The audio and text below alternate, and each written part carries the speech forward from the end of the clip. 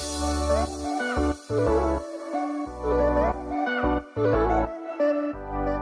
everybody.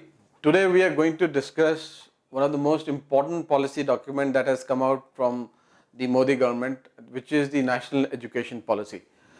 As some of you might be aware that almost after 23 odd years, we are coming out with a new education policy. So the last education policy, which happened somewhere in the late mid 80s, 86, 87, did not actually touch upon the massive technology change that has happened from the 90s onward. You know, the whole advent of the internet and its role in imparting and distributing education, which has fundamentally disrupted the delivery of education, was not covered by any previous policy. Now, in this policy, which is a 484 pages odd document, one of the largest policy documents by the government. Most policy documents do not exceed 100-150 pages, but this is a massive document. And the committee which was set up did spend almost 2 years. So it was commissioned to start this sometime in 2017, and it completed its task and submitted its reports earlier this in May actually. So now the government is basically discussing this issue, and I'm here with CL Educate's CEO and founder Satya, and we are going to talk about two primary things in this policy, which is unfortunately got obfuscated by this language component. And the most important thing, Satya, here is the fact that there is a revamp of the regulatory structure, and the policy is recommending that a new regulatory body needs to be set up, which is NERA. So what does it mean, and is this the right way to proceed forward for Indian education infrastructure? Yeah, thanks Satish. I think directionally the thought is appropriate. Okay. Wherein the new structure looks like there is going to be a higher education regulatory authority called NHERA, which will be the overarching regulatory authority, and all the non-grant giving, not non-funding thing will move out of UGC. Okay. So UGC will take up the shape of a HEGC, Higher Education Grants Commission, which was supposedly their role. Yes. Which fundamentally got it became more of a regulatory as well as grant. So it kind of, the role, as you rightly said, was obfuscated over a period of time. So now the delineation is happening once again. So NHERA is going to do regulatory, UGC is going to focus only on grants, giving grants to institutions as well as individuals, and there is some little bit of a grant giving funding powers that even AICTE has. Even that's going to be moved into HEGC.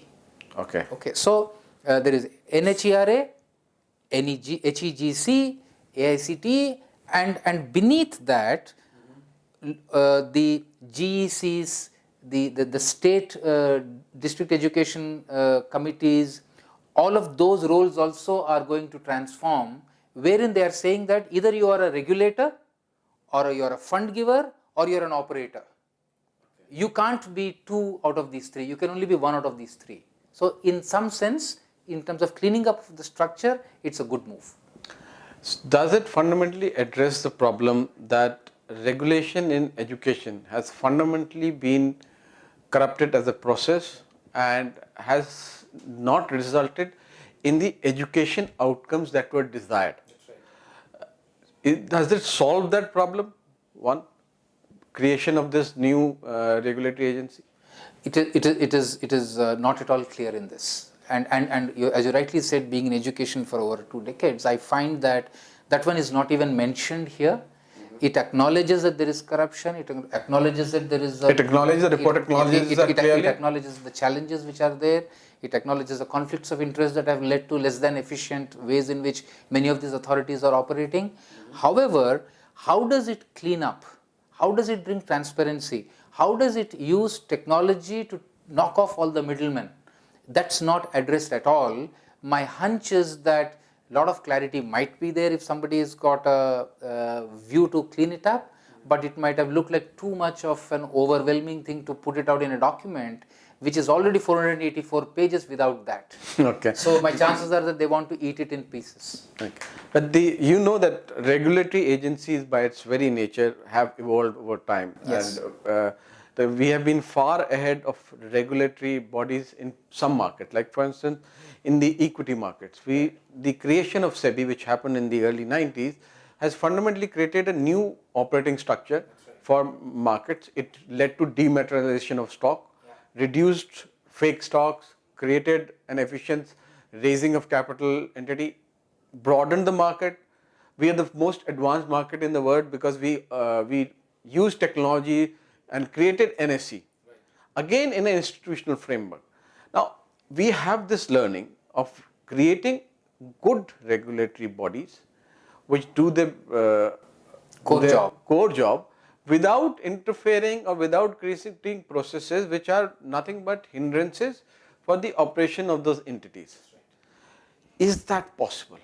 It is possible. I think it's not just possible, but it is high time that we did that. And in my view, no country is better positioned than India to do that, because here education is culturally valued. Technologically, we are absolutely at the cutting edge. And we are at the cusp of a big change. Yeah, there is this, one of the disappointments, if I may use that word in this, is that this document is extremely inside out. This is how we have been working, and this is how we would want to improve ourselves. But the world that you are operating in, that is transformed. For example, it still is very vague about how are we addressing the fact that there is a Coursera and there is an Edcast and an edX, and all of them, they are disrupting. And the moves are fundamentally disrupted learning per se. So how do you make that an integral part of your education solutioning for 130 crore India market? And this can be a massive forex earner for India. For example, it recognizes that we are net forex spenders in this. In education, yes. And so on one hand, the whole world envies you for the quality of your education. On the other hand, you have got Indian engineering colleges going vacant. Yeah, they have 55% of the seats in engineering colleges are going vacant. So engineering colleges are collapsing on them. So now that comes to a fundamental question. Any process improvement, if it has to be done, particularly in an industry segment like this, which has generally remained outside the gambit of FDI, has remained outside the gambit of profit-making organization, and has been highly regulated, is the outcome. What is the outcome that you are promising the investor? What is the outcome that you are promising the consumer, who could be the student or the parent? Is there any focus in this policy around outcomes? I think, to be fair to the document, for the first time in the last 30 years of that I've been in education, I'm finding that education outcome as a phrase is visible now. You know, the earlier era, whether you run a school or an AICT run institution, the inspectors would go with a tape and all of them measure your rooms and decide what is the quality of your institution. and it clearly says that good governance, financial probity, and education outcomes are the three goals of NHERA. Okay. It says that for the first time. Which is important. So. Yeah. And again, to be fair to the movement that has happened in the last 3-4 years, the NIRF is giving some framework on what is the definition of an outcome. Okay. That you need to have research outcomes, you must have publishings, you must have startups happening, you must have placements. So those things have now been articulated. So coming to the framework of NRF, and why do you think it is important to create NRF? Is it, we've fundamentally seen over the last so many years that research in our institutions of higher learning are basically nothing but PhD producing thesis, and most of these PhDs or these theses are so out of sync with what happens in the industry or the rest of the world that they're actually of no use. So while the IITs are lauded for their international eminence and producing great engineers and great startups, fundamentally it does not happen at the PhD level or even at the master level. It is all the effort which is done at the undergraduate level. Absolutely. So even our highest level education, which could be the IIMs and the IITs of the country, which have the maximum amount of students running after them, do not have any research. Of course, there is a whole school of thought which says that why should research be kept at PhD level? Why shouldn't research come down at BTech or bachelor's level? When the content has moved out from the fold of the university, what is the university doing? It is no longer only teaching a learning model. Because the learning is now available on edX and Coursera and all these MOOCs. So what is the university finally doing? How does NRF address this issue? So I think NRF, the creation of NRF at least begins to address this issue in my view by doing two things. One, now because of the NIRF and the weightage given to research, the universities now are penalized heavily in terms of rankings, and that's their one bullet carry into the real world, that I am ranked such and such in NIRF. Without that, their enrollments will drop. So that's one thing that is already in place. But what is making NIRF... So that's peer pressure. Yes, the pressure of consumer that I will go to an institution after looking at your ranking is for the first time beginning to take real shape in India in the last 3 years. I think first couple of years as NIRF, people just scoffed at it, saying this is another noise. They ignored it. They completely ignored it. They rubbished it.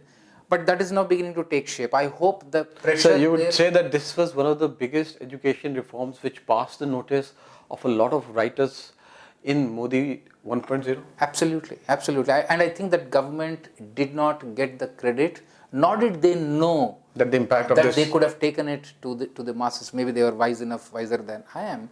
But yes, that's a big shift. That's a big, I think, intervention that they resisted any resistance that came from and pushed it through. What makes NIRF extremely powerful is that they're saying they're going to fund it to the extent of 20,000 crores a year. Which is what the education policy is asking for, yes. Which is a huge amount of money. So that's like, 20,000 crore is certainly a smaller scheme than Ayushman Bharat. It is certainly smaller than the Pradhan Mantri Kisan Samman Yojana. It must be the 6th or 7th. Yeah, so if you look at the scheme of things, you have the Manrega at around 55,000 odd crores. So this would be among the top 10 schemes. It would be. Yeah, but this much commitment has never been made before into research only by the government. So Yatish, I think I'm not sure. I will do a little bit more of fact finding, but I'm likely to find that a part of it is increase, but significant part of it is saying already existing. Yes, and they were all going as a part of entitlement to all the big universities. And they thought that they're entitled to it. Now this government these guys are thinking of squeezing it out and democratizing it, and they are saying any of the tier 1, tier 2, tier 3 institutions can apply for it. And they are saying that we even back the moonshots. Mega projects, moonshots, we will back it, but you have to put a proposal, you have to win it, and it's being given an independent governing board members, and hopefully they... So like instead of cure for diabetes, for instance, if an institution wants to shoot for that, a low priced diabetic drug, we have the largest diabetes in the world. Or a low priced catheter, or a pacemaker. Yeah. So I think, the intent is good. I hope they are able to muscle through and say that, okay, they will get 20,000 crores, which actually, if you ask me, for a country of our size, it's peanuts. Yeah, it is a small amount to spend on this. The first fund we must put when a finance minister stands up and delivers address should be 20,000 crores. NRF has been set aside. And so on 7th July, yes. This is the one thing that in the policy that should be accepted and announced. Yeah. If that happens, I think then we are in the game. We are funding research, we are democratizing it, and we are saying that the talent, access to funds are the only two things that ever has stopped any innovation from happening. So basically you are creating a a mechanism where universities will vie for getting this fund. So that will create a competitive pressure within the universities. It will force them to raise their game. It will force them to think importantly about their research component. They will hopefully then move away from giving PhDs and counting the number of PhDs they've given to actually looking at what is the body of research that they have built, created, and the outcomes in either in terms of publishing or in terms of commercializing that research. Has that happened?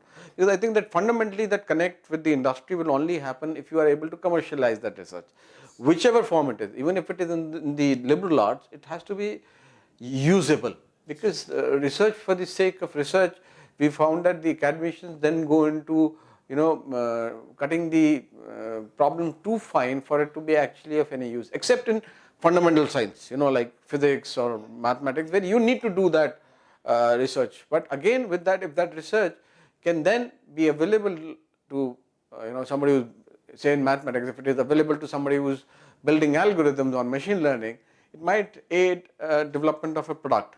One interesting thing also, Yatish, in this is that there is a suggestion, I don't think we can call it anything more than that, is that 0.1% of the PAT of a company, we are the first country in the world to legislate CSR as a spending for the top 500 companies, yes. Yeah. So this goes ahead and says that whether it is part of that or in addition to that, 0.1%, which means 1/20th of that amount, should be directed to research. Within the company or with the... No, outside. So you take that. So you're announcing, you've announced that the corporate spends 2% of PAT on CSR. They're saying that can a part of that go specifically into research? The CSR spend. CSR spend. Now, the mechanisms of it will take time to happen, but at least the thinking that research and industry, I'm mentioning it because you mentioned that, research is not about throwing up more papers. That is important. India still but it's not an outcome. Yeah, we count it as an outcome. It's an unavoidable byproduct. Yes, it's a byproduct, but it is not the way that you measure research. That's right. So in solving industry problems inside the universities, and the research that universities have done, those intellectual property being taken away by the corporates, that is how most countries have grown. So do you know that one of the fundamental things of research which has now been identified is the fact that defining a problem. Defining a problem has become far more critical than even solving the problem. Sure. Because even companies are not able to define all the elements of a problem. So where multidisciplinary, or what they call as transdisciplinary now, wherein it is not just the universities, multidisciplinary professors who are coming together, but people from corporate, people from the civil society are coming together to define the problem. Say for instance, if you were to define the problem of pollution as a research problem, now how would you define it? Would you define it like we have done till now, that it is a vehicular pollution problem? Or do we define it as a problem saying that it's a stubble burning problem? Or do we define it as in a much larger, broader way? And then we look at the silos and how do we build the silos in terms of behavioral change, in terms of industry change, in terms of... So one of the reasons that some of these problems have not been solved through research is because definition does not happen. So I mean, I'm hopeful that with a little more focus through NRF, like NSF, we would be able to define some of these problems as India's problems. That's right. And say that these are the problems we want to go after, these are the problems we want to solve. And most of these problems, if you are able to do the way you're doing organically, grounds up as India's problem, chances are that we're also solving problems which are most populous countries. Most populous countries. Africa, China. 100 of them then become people who can take your technology, and that could help us grow our economy. Yes. Fundamentally create new industries by solving those problems. Thank you very much, Satya. Thanks Yatish. Thank you very much. Good talking to you. We will continue this conversation as we know, read, learn more about the education policy. Keep watching. Thank you all. Career Launcher. Make your parents explode with joy.